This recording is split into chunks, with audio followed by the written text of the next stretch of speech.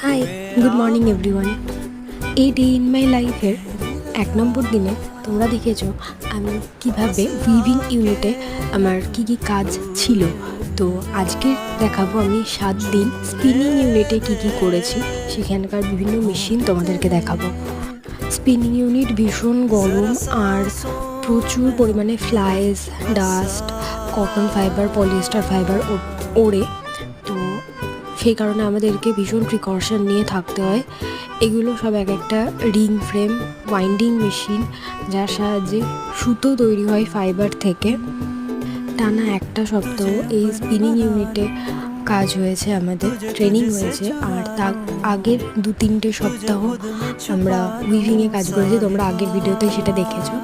তো এগুলো কমপ্লিট করে আমরা প্রজেক্ট সাবমিট করতে এসেছি উইভিং ইউনিটে আবার। ব্যাস, এবার বাড়ি যাওয়ার পালা।